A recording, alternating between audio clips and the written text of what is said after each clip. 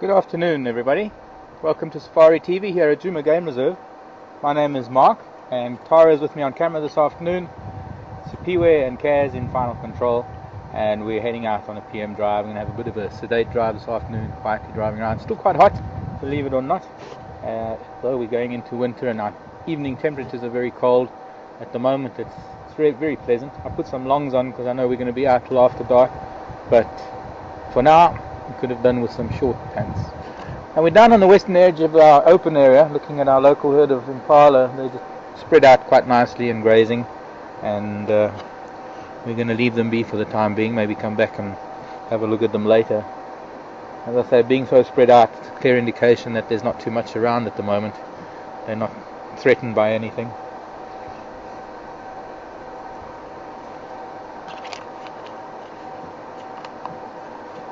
Looking forward to a good afternoon out there. Sorry. So I was just going to say a quick hello. Okay, you say a quick hello while I get in.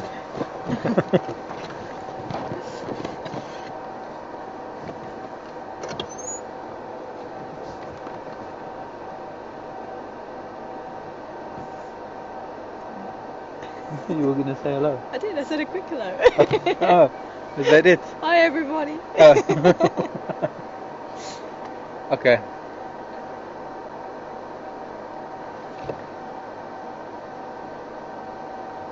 A couple of them stopped eating all of a sudden, but I think they're just looking at this youngster that came out of the bushes. Little ram.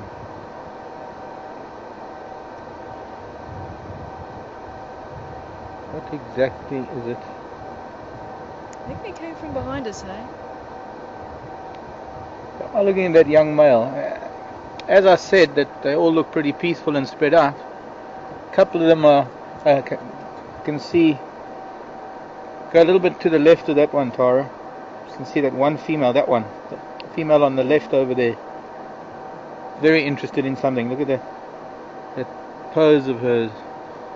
Now I don't know if they're looking at this youngster that just came out of the thicker bush and they haven't recognized it as an impala, or they're looking at something that we haven't seen yet. So I'm going to try and move around. There's a little bit of snorting and there's a little bit of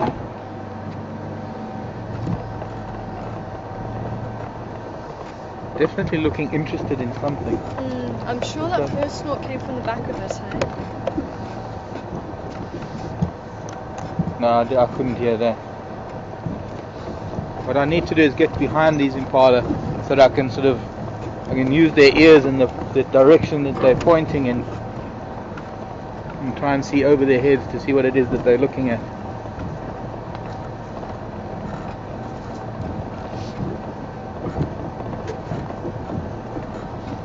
Big male with us, one of us now.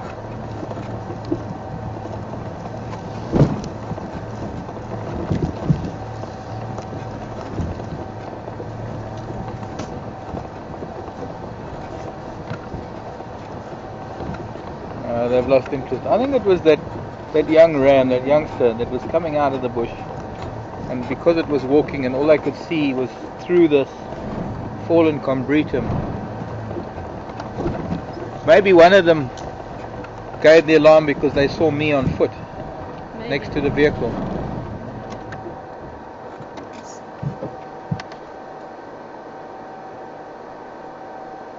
They've all relaxed now. I've got one female even suckling.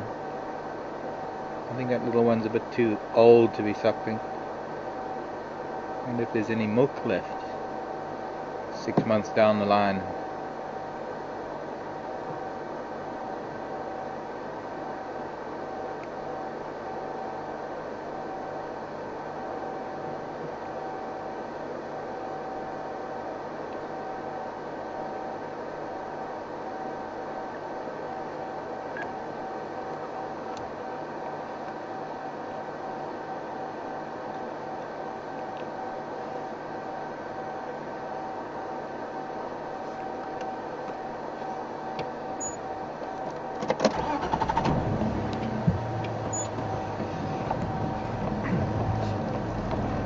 Well, I was heading west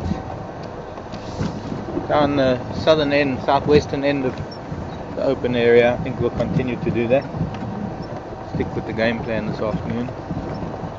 and decide where to go once we get to the next junction.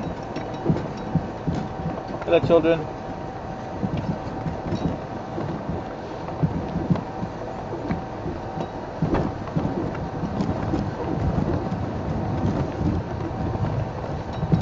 Where are we? We're on a Tuesday, May 25th. Sure, Time at the 25th moment. already. Pardon? The 25th already. Sure. Yep. Time is just after 3 p.m. Central African time, and we are live.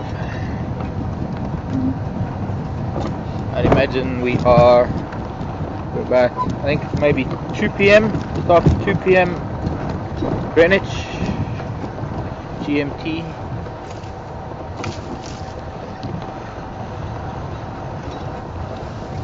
Two p.m. Greenwich Mean Time. Should I say 2 p.m. Greenwich Mean Time in East Coast America? It is about, let me see, 9 a.m. just after 9 a.m. I think, New York side. Could be. Yeah, something like that. About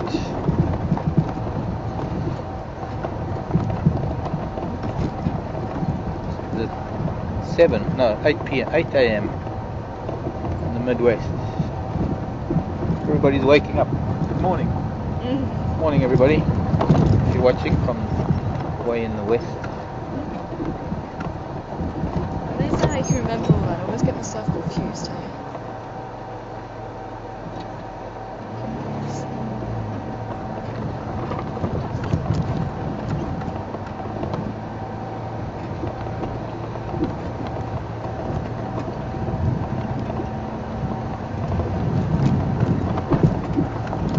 Ndalaya. Go ahead, Spiwe. Ndalaya Swahili.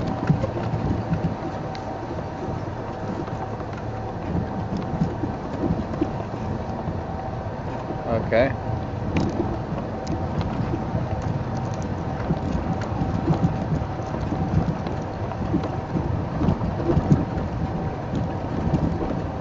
Bogash. Afternoon to Bogash.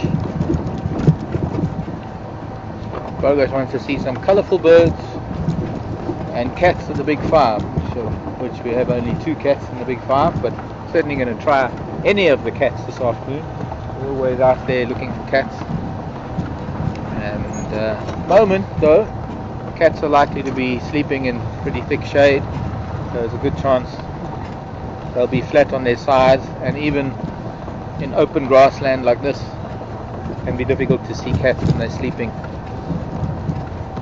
Hopefully when they start moving about. We are going to stay out a little bit after dark. We've got the night camera with us, so we will be sticking around to do some infrared work after it gets dark this afternoon, and hopefully there'll be a cat or 2 moving around once that happens. Bird wise, sure thing. See if we can find colourful or not. Here's some birds. Used to be called lesser black-winged plovers. They are now called lesser, no they're not, they're called Senegal lapwings. Lapwings. Same family as the killdeer in the States.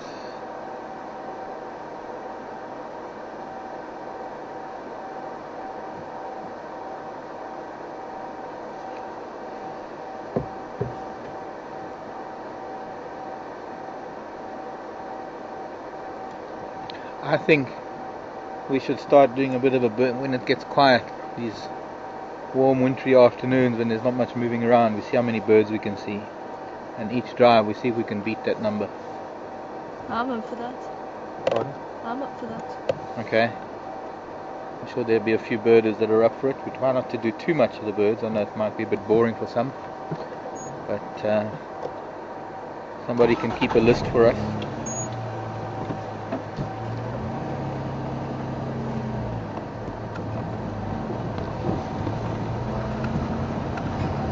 Of course, we've got to have it on camera. True birding style. When you're birding and you're doing a proper birding day or a birding outing, You've either got to see it and it's got to be confirmed by a second person, or you've got to hear it and it's got to be confirmed. But we're going to change the rules a little bit because we can't always guarantee we're going to have it on sound, on audio. And we're going to make sure that it has to be on camera for it to count for our list. It's not a race or anything of the sort, merely an exercise to see how many birds. And of course you've got to remember as well that the birds at the moment are only our resident birds, since we've lost all of the migrants, and there are fair few migrants that come through this part of the world in the summer months. For the time being, well, it's only our winter residents that are here. But the count is not as great as it is in the summer months.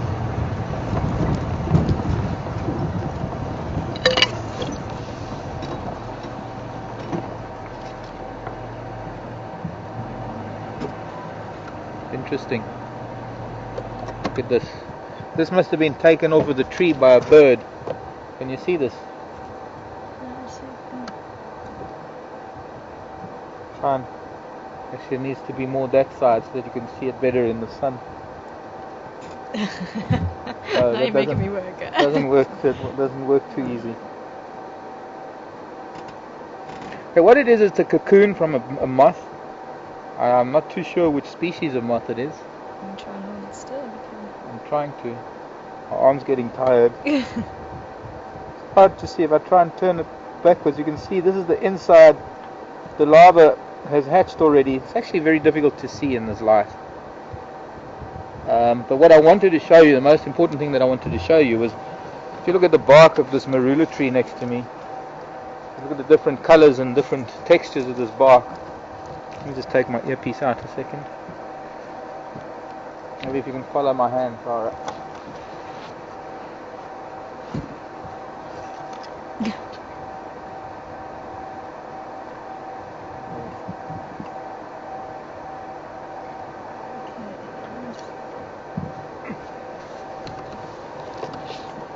can see the different textures of the bark of the marula tree.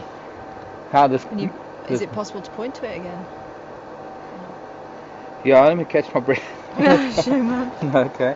It's right in the centre, there we go.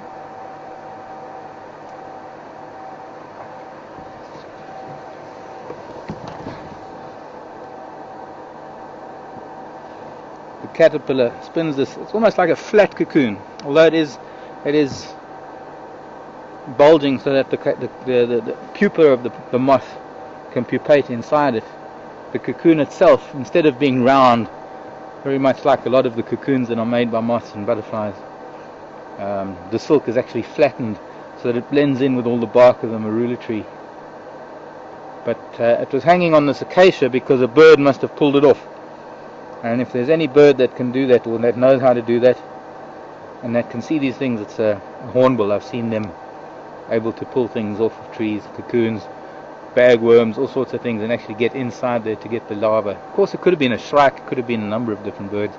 I'm only speculating that it was maybe a hornbill. And it must have been, if anything, on the underneath, under the overhang of one of the branches. Could have been a woodpecker, maybe. That's quite cool. I've never seen that before. Or it could have been on the side, but it is very much like the bark of the marula. Shows how wonderful nature is, camouflaging things like that.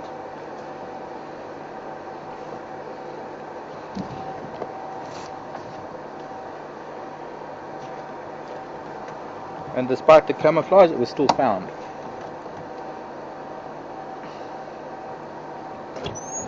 Okay.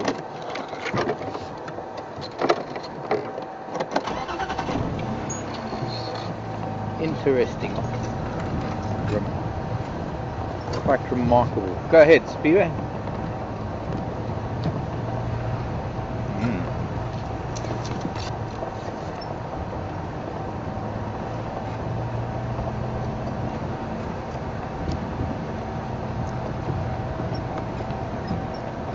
Sorry, Speedway, can you repeat that? Coming from? I got the question.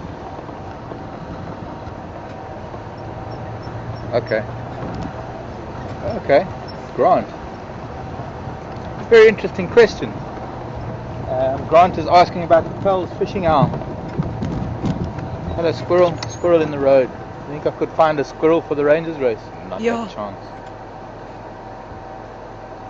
Have a look at that squirrel while squirrel's probably looking for nuts. Marula nuts.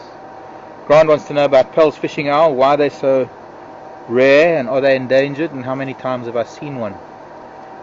Well, Grant, I've only seen them a handful of times. I think I can barely count on one hand the amount of times I've seen a Pell's fishing owl, despite living on the Zambezi, despite living in the Okavango Delta, both prime habitats for Pell's fishing owl. Is the squirrel going to attack us? Do you think I need to reverse? So, I'm getting worried here. You know, squirrels can be very... It's coming! It's coming! Hold it! I've lost it. Oh, there it is.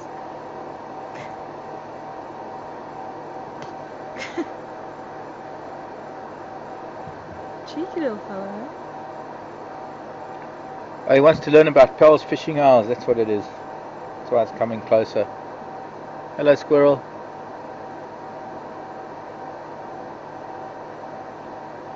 He's stalking us. Gone. It's gone too It's close. now too close to us to even get...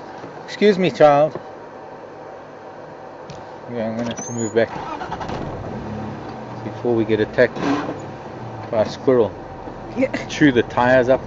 It's gone. It's gone. Starting the engine must have frightened him. Yeah, I think so. But amazing how he ran towards us like a... No, I'm only kidding. Squirrels are harmless. Beautiful little creatures. Where'd you go, child? Somewhere in the grasses off to the side. Unless it jumped on the front bumper. Yeah. And it's doing a James Bond number. It's going to pop up from the side, from the chassis, take over the steering wheel, throw me out, commandeer the jigger, and go and film Marula nuts. So, Pell's fishing owl, Grant. Yes, I've seen only a few times, and in fact, in the time that I spent in the Okavango Delta, it was only twice that I think I managed to see a Pell's. Just for all of you who don't know, the Pell's fishing owl is a unique, anyway, it's quite a unique creature. It is the most beautiful russet red color. It's very big. It's about the size of our eagle owls, and it's got very, very specially adapted pads on its feet and claws that help it grab fish, and it is one of the only fishing owls. And one of the reasons why the Pell's fishing owl is so rare is that it requires very specific waters to live on, very distinctive rivers, broad rivers, fast flowing, or well inhabited rivers. Here's leopard tracks. Anybody see these this morning? Do you know? This must have been... someone called in one track on the western side of quarantine. Okay, well, this is Mishu after his encounter yesterday with the cheetah. Could be. I don't know if I'm going to be able to, I think we're just a little bit too close again. Okay. But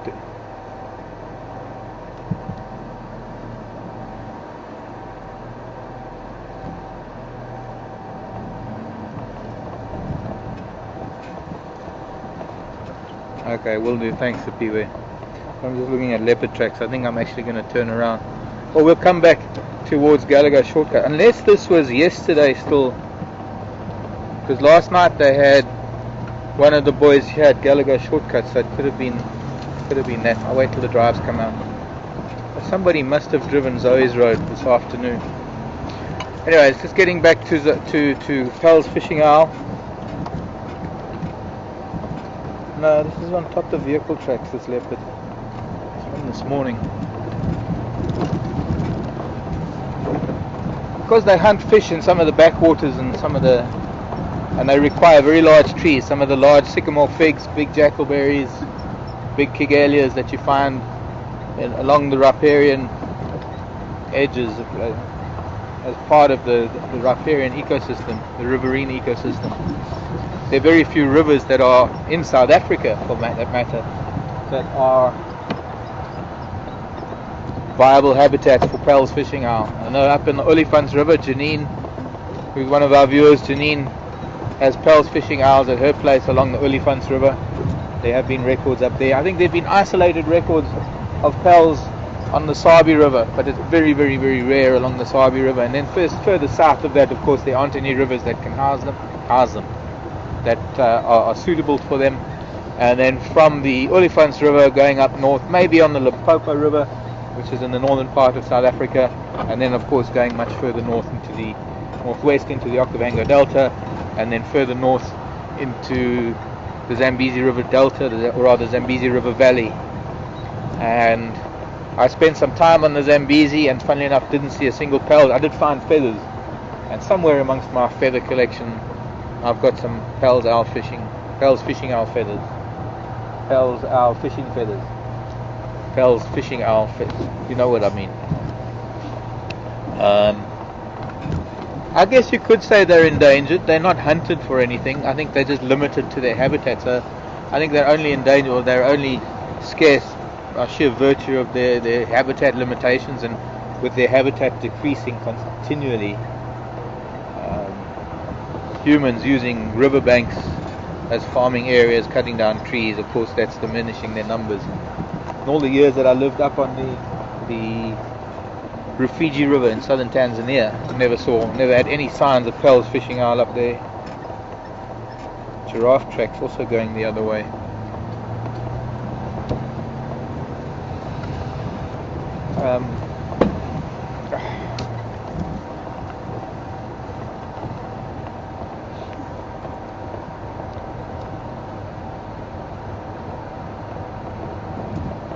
Copy, thanks, Sapiwe.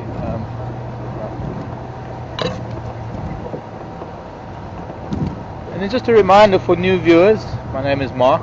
Tara is on camera, and at the moment Sapiwe is in final control.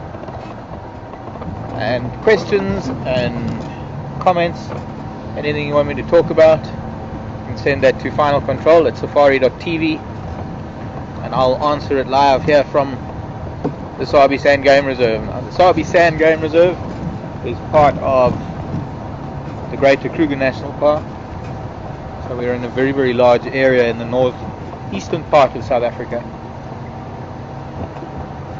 Daz was asking a question about red squirrels. Do we get red squirrels here, and are they as rare as they are in the UK? Daz, no we don't. That particular squirrel is indigenous to the UK.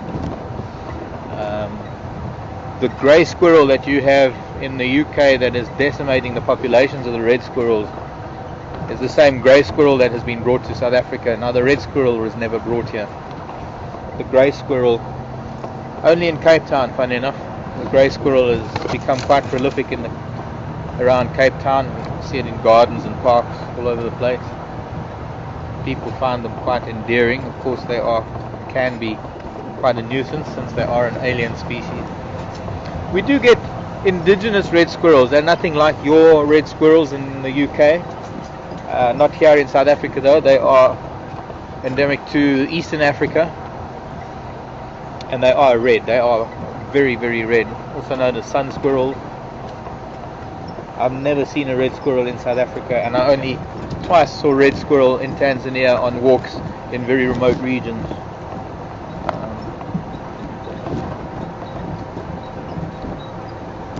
So I think I've got my mammal book with me today. I'll maybe find you the red squirrel in East Africa in my mammal book.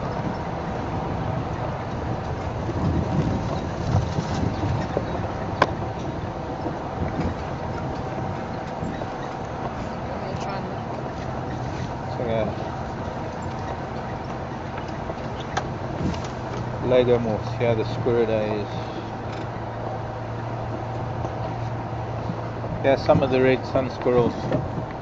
See if we can stop here in the shade so we don't get too much light on it.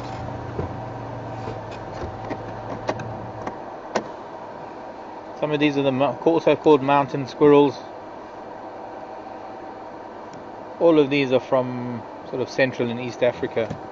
Some of them, like that one, maybe we can see I can't really get the colour very nicely.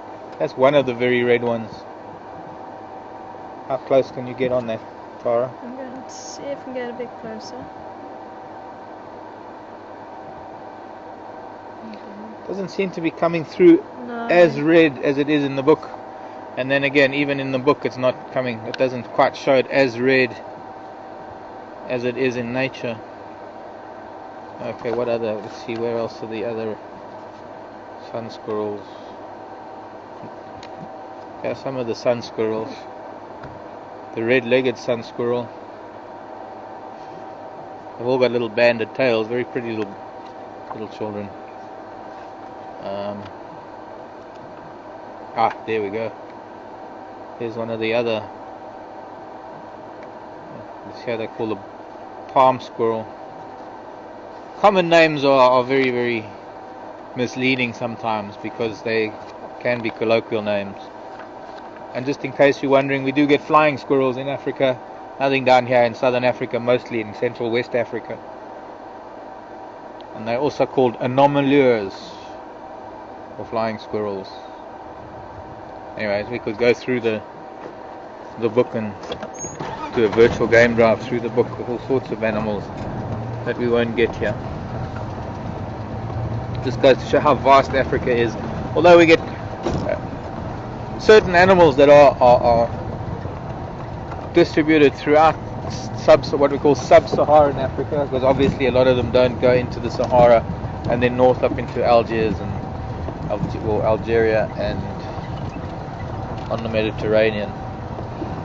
But anything south of the Sahara we call sub-Saharan Africa, and most mammals, a lot of the larger mammals, are distributed throughout sub-Saharan Africa. But you also get a number of species, certain things like some of the antelope, some of the primates, some of the smaller cats, a lot of the rodents. You get some species that are very particular in the type of forest that they live in, what we call endemics, that only live in very certain areas. But your British red squirrel's never been here to South Africa. Well, not never, never say never. So somebody might have brought one once upon a time. And that in itself is a long story, how they used to be so numerous and they were practically wiped out in Scotland, I think, if I'm not mistaken, where the British government had a bounty on their heads. Pardon? In your village. Right, so we had giraffe up and down here, we had giraffe. Oh, fairly fresh tracks. There could be giraffe nearby. They've come from there. There's been hyena. Come from Zoe's, gone up towards Impala Plains. Let me just aim towards Impala Plains to the west and see what tracks I can find there. There's a lot of tracks here to my right where these giraffe have been browsing and turning around on the road. So there's nothing really distinct which way they've gone. Although there were some tracks on Zoe's road the way we've come, heading back to the north.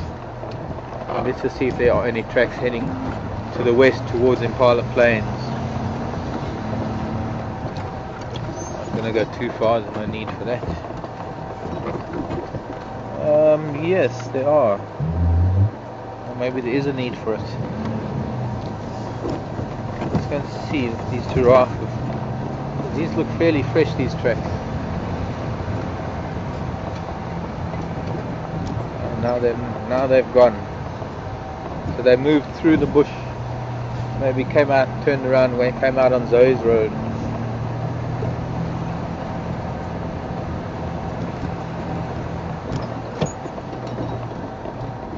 Or that's buffalo, hyena and buffalo.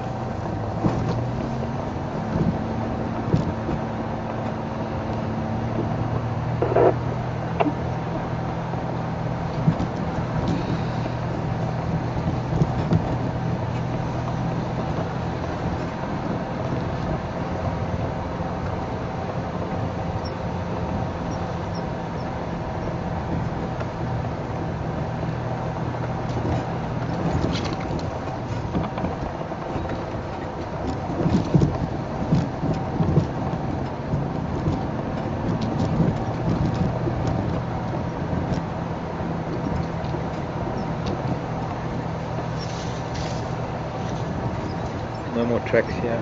So these giraffes did leave the road somewhere and be anywhere between Taylor Access Road and Sandy Patch.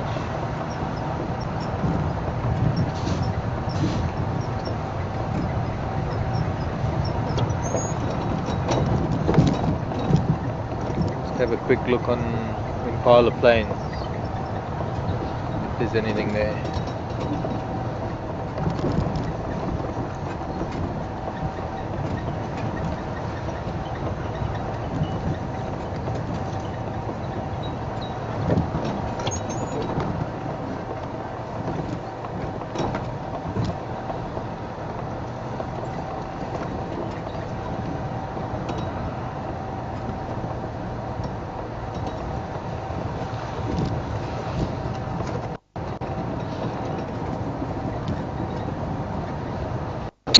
Leaves on the ground, it's crunch under the tires. It's only the beginning, as the trees are starting to withdraw nutrients from their leaves. Leaves are starting to dry out and fall off. I'm going to be carpeting the ground soon.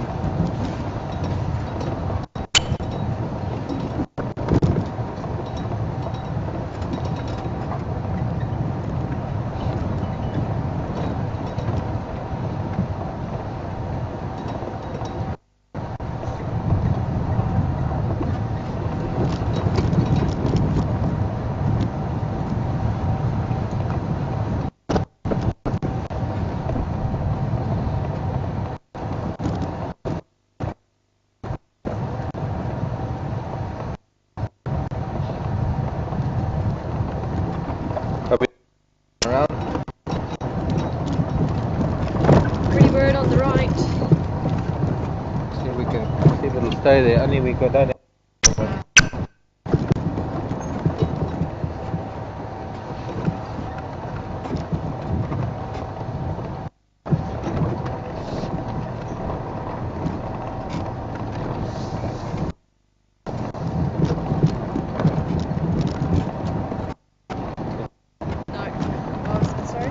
Bogash says hi to Tara. Bogash, hi. Bogash, how are you? I hope you're well.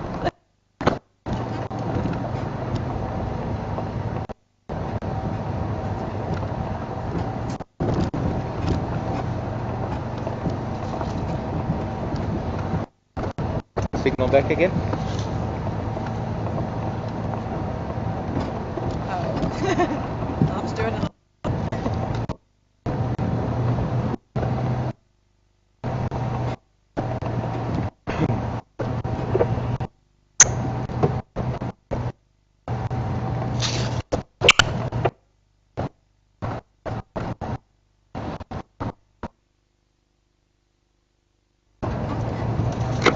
Okay, copied. Well, it should be fine. We're back in an area where we had signal a few minutes ago.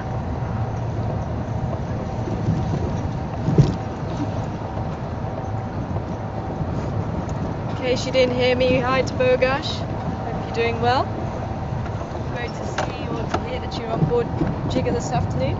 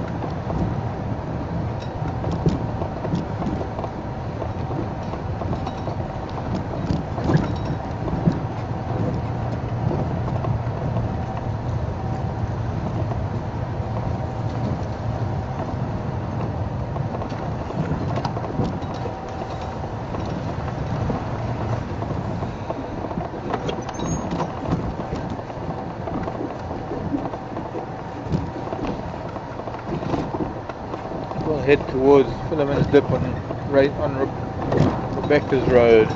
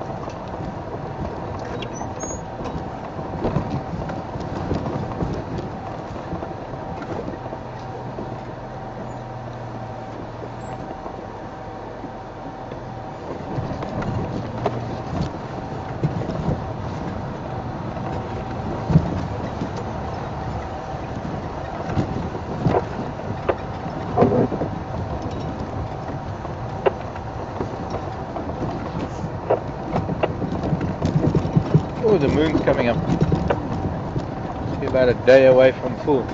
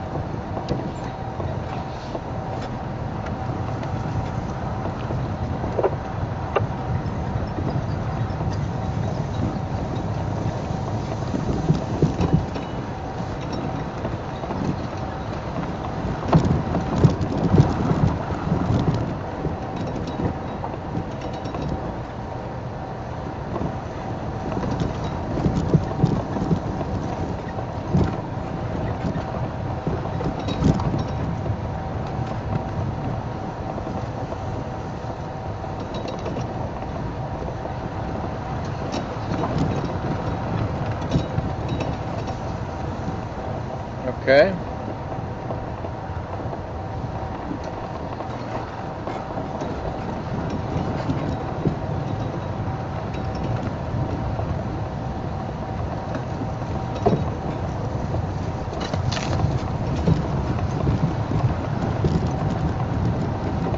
Mary is asking, where did I receive my education? This is it. This is the University of Life. Here and many other game reserves and national parks around southern and East Africa. Growing up in the bush, I started out before there were courses to be had and diplomas and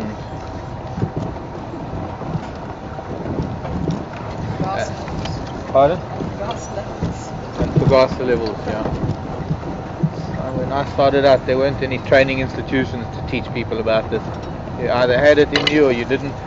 You either had a passion for it or the aptitude or the inclination. Mostly it's the passion. My knowledge came from being interested in nature from a very, very young age. In fact, well, before I could walk.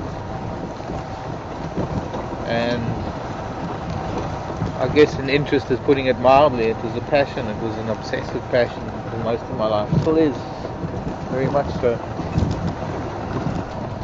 In my education, I have high school education.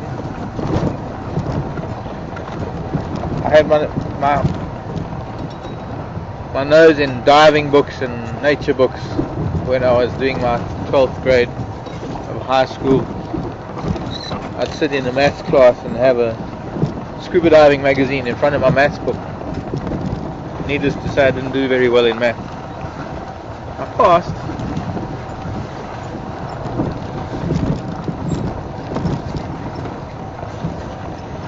But only just. Didn't go to university, I didn't have that chance to do so. As an orchid, I promised to show somebody this orchid before. It's not in flower at the moment, unless it may be on the other side. But in the fork of this tree is one of our One of the two subspecies, one species, two subspecies of tree orchid.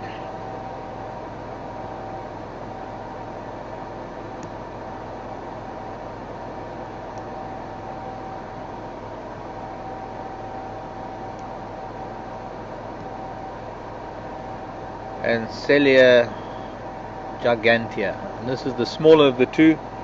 This subspecies is, I think, nilotica. And Celia gigantea nilotica. Has a beautiful yellow flower. The other species, which I can show you if we go past it later on, the giant tree orchid, Gigantea gigantea, which has spots, leopard spots, the leopard tree orchid. Unless it's the other way around, unless it's nilotica that has the spots. Let's see, I don't think there are any flowers this time of year. No. A couple of seed pods. Pardon? Which one? The orchid. The other one? No, I have to remember where that orchid Oh, where was. that one is. Because we had the leopard orchid. Good afternoon.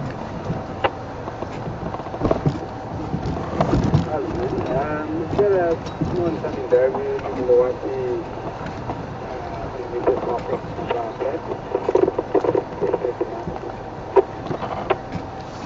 Sorry, Pat, in the Milwaukee way, coming through a bit soft. Just Nimmerloati, a little bit south of number 10.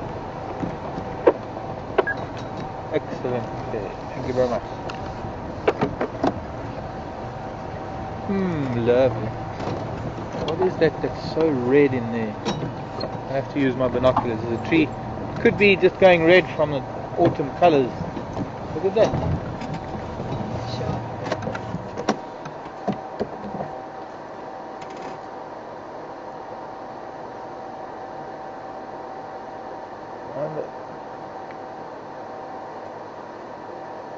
I can't make out whether it's just leaves or whether it could be flowers. No, I can't I think get it's close leaves. enough either. Pardon? I can't get close Ouch. enough either. Knocked my funny bone.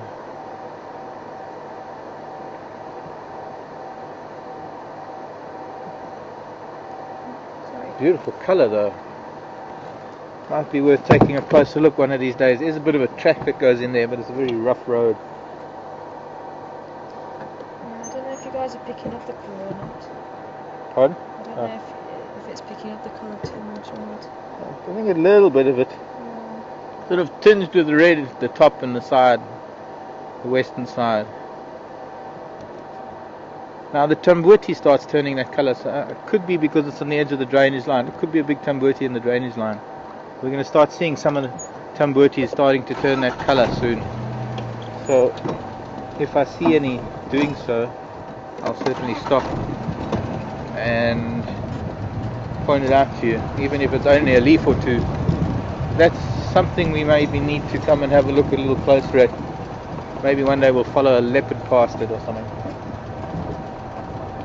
Or if we drive's a bit quiet, we'll take a drive along the edge of this drainage line. This is the drainage line that goes through Philemon's Dip. We're just a little bit more to the southwest of Philemon's Dip where we are now.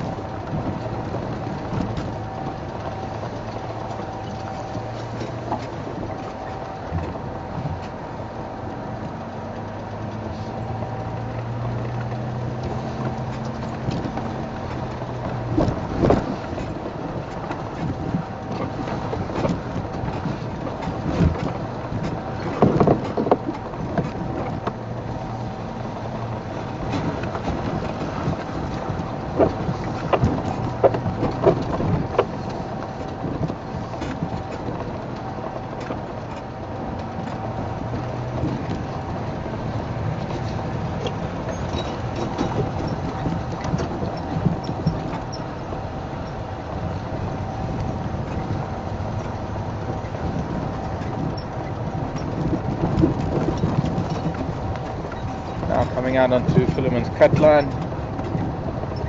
Little squirrel, again, different one. I'll see a dozen squirrels before the sun goes down. and I couldn't find one for my drive. Oh, elephant track. Interesting.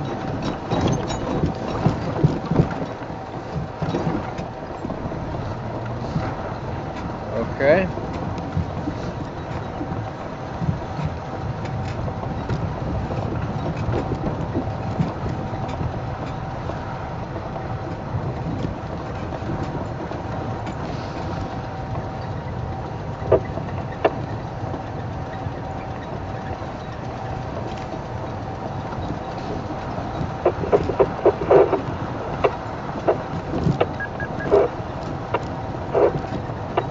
Please spell the name for me, Superior.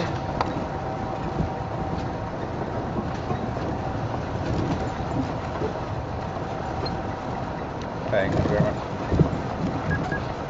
Ross, new viewer. Well, we had an elephant, a big bull, in the road, but it was possibly this morning. There's been a vehicle or two on top of it. It's a big track that I saw coming out onto Fullerman's cut line. Ross, hi there, Ross. Ross is asking, he's a bit confused about how traversing areas work, and are there still any fences where there are fences. Ross, generally traversing works, it's more or less a case of you cover the area on the property that is owned by the owners of whatever lodge you're at. In this case, we traverse the area that is owned by Yuri and Pippa Moolman, or Yatela, or Juma. Juma Bush Lodge is on somebody else's property, so despite the fact that we can't really get a broadcast from that area, we wouldn't be able to go there anyway, since we don't have traversing on his property. He's leasing the name to, that's political stuff I'm not going to go into. There are no fences. I mean, the internal fences between the properties within the Sabi Sand came down sometime in the late 50s already. Late 50s, I think it was 1956, 57, when the Sabi Sand was proclaimed a private nature reserve. There were no internal fences dividing any of the properties, but there is still a lot of politics between the landowners, and it gets so strong sometimes that you're not allowed to set foot on another landowner's property. I mean, literally, you're just not allowed to. Hello, guinea fowl. Wait. They're all in very long grass. There were just one or two close to the road here. I'll probably come back out onto quarantine later, but barely even see their heads sticking out above the grasses. Sorry. There's a few in the sunlight at the base of the tree. Maybe to see the blue and the red of their faces. Just about make them out there. Oh, there they are. There we go.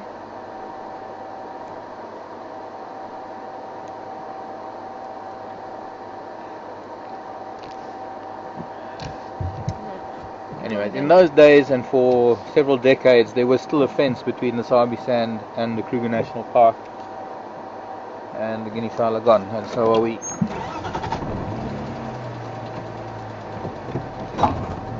And it was in the early 90s, I think about 1992, that a deal was struck with them.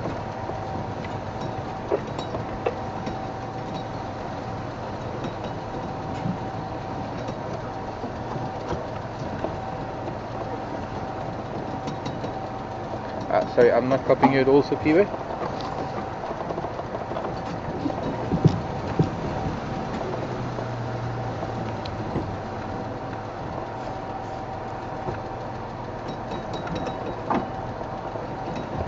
Yes, I'm doing that, thank you.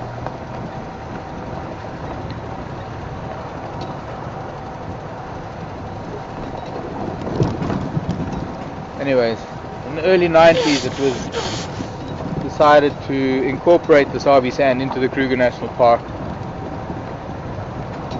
and the fence between the Kruger National Park and the Sabi Sand came down then. So it's been a good 18 years without a fence between Kruger and the Sabi Sand, which allows for a lot of freedom of movement between the Sabi Sand and the Kruger as far as animals are concerned. Of course not for humans. There are no roads connecting the two. There's only free bushveld in between. I hope that answers your question, Ross.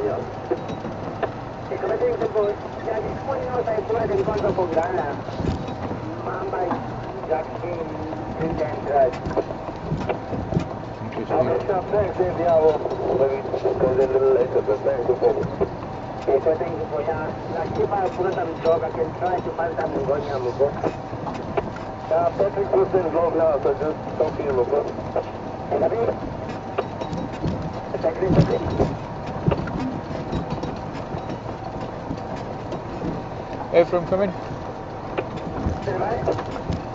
Afternoon, Paul. I did Zoe's Road. There was some Ingwe Mkonzo. I don't know if anybody found it this morning, but Mkonzo for my daughter Ingwe heading north Zoe's Road towards Wiyatela Access Road. I didn't follow up.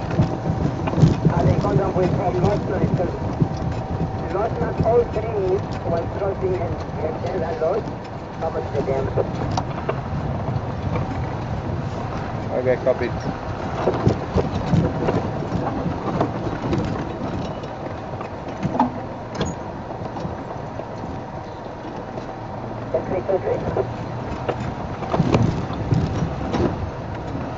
I'm not sure if Patrick's going to copy you, but I'm nearly at Mamba Junction. I'll let you know if I get there.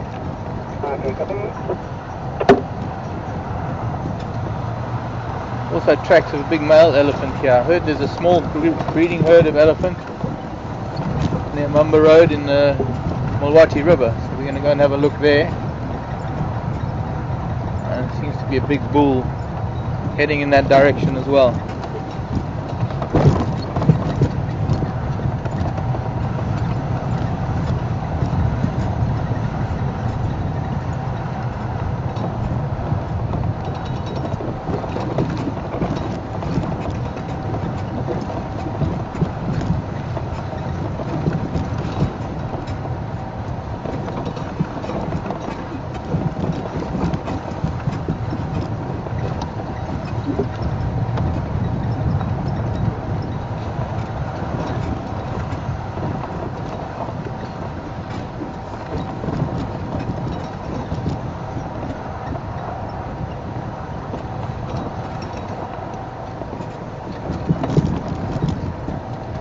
Thanks.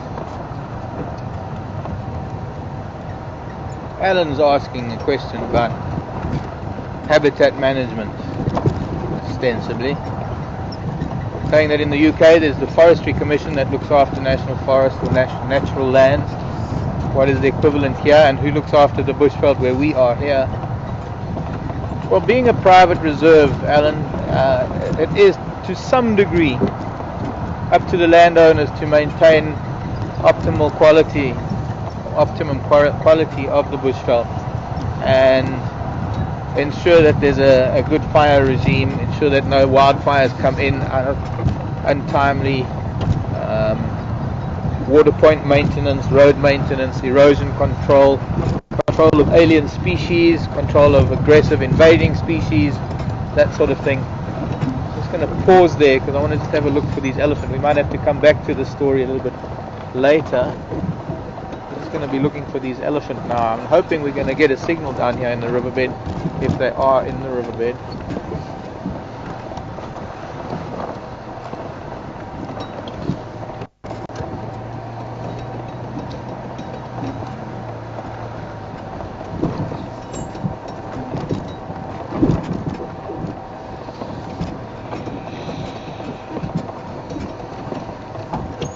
Big male's tracks are still here. I think he's heading for them as well.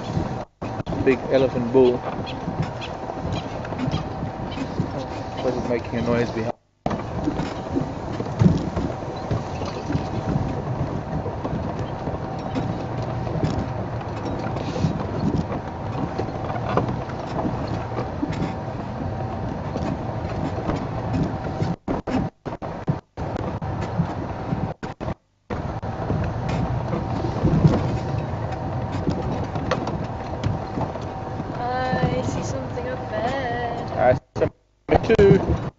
Then hopefully we're going to stay.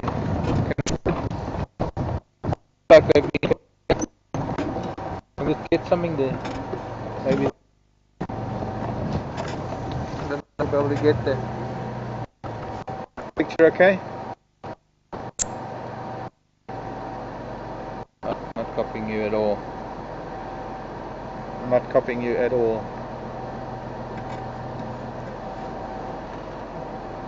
Just in case we are broadcasting, this is a water hole that the elephants have dug in the sand to get fresh water. We're just going to move up a little bit. Hopefully we can be able to see them, because we get back up down here. We might have to go up on top of the bank to get to see them right up ahead.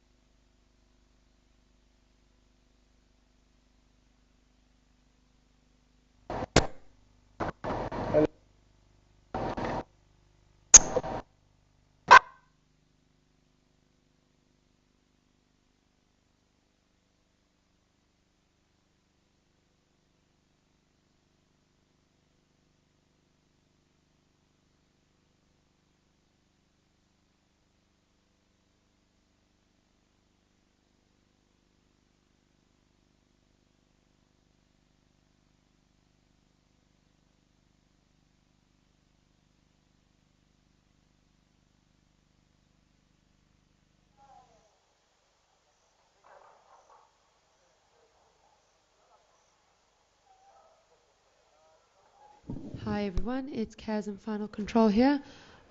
Sorry about cutting to Gary. We seem to have lost our picture on the jigger.